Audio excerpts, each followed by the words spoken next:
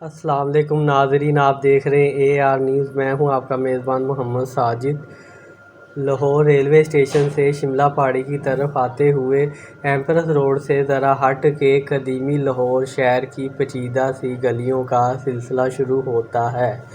انہی پر رونق گلیوں سے بیچ سے گزر کر روزانہ ہزاروں عقیدت مند شام کے وقت بی بی پاک دامن پہنچتے ہیں، ایک دکان سے نذرانے کی مٹھائی خریدتے ہیں اور دربار کے احاطے میں داخل ہونے سے پہلے جھک کر سلام کرتے ہیں۔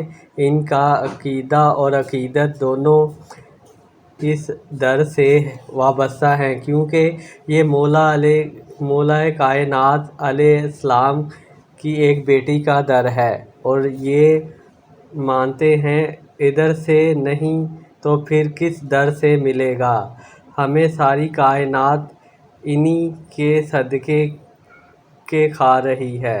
بی بی پاک دامن مقدس یہاں 6 بیبیوں کی درگاہ ہے، جن میں مولا علی علیہ السلام کی بیٹی رقیہ بنت علی علیہ السلام کا ہے۔ آپ علمدار وفا غازی عباس ابن علی علیہ السلام کی سگی بہن ہیں اور حضرت مسلم بن عقیل کی زوجہ ہیں۔ دیگر 5 خواتین سفیر امام حسین علیہ السلام حضرت مسلم عقیل کی بہنیں اور بیٹیاں ہیں۔ یہ پاک دامن ہاشمی خواتین سانچہ کربلا کے بعد یہاں تشریف لائیں۔ بی بی پاک دامن گڑھی شو اور ریلوے اسٹیشن کے درمیان علاقے میں واقع ہے۔ یہاں پہنچنے کا سب سے آسان راستہ ہے ایمپریس روڈ کی جانب سے، جو پولیس لائن کی جانب ایک چھوٹی سڑک کے بائیں جانب واقع ہے۔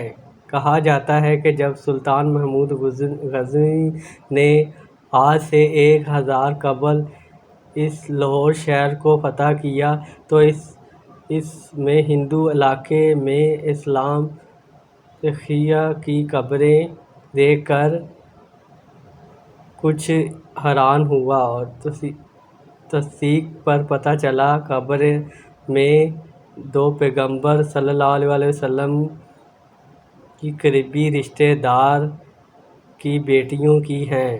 محمود نے حکم دیا کہ ان قبروں پر مزار تعمیر کروایا جائے۔ اس علاقے میں پہلا اسلامی مزار تھا کیونکہ اس علاقے کے لوگ علم دین سے متعارف ہونے لگے اور اس مزار سے علم دین کی روشنی پھیلنے لگی۔ لاہور کے مشہور صوفی بزرگ سید علی ہجویری رحمۃ اللہ علیہ تعالیٰ داتا گنج بخش کے نام سے معروف ہیں، اپنے دور میں آج سے قریب 1000 سال پہلے آیا کرتے اور فاتح خوانی کیا کرتے۔ یوں مزار یہ لاہور کے سب مسلمانوں کے محفوظ فرما پایا۔ بی بی پاک دامن یوں ہر رنگوں اور نسل عقیدت مند دل کی مرادیں اور عقیدت کے پھول لے کے آتے ہیں۔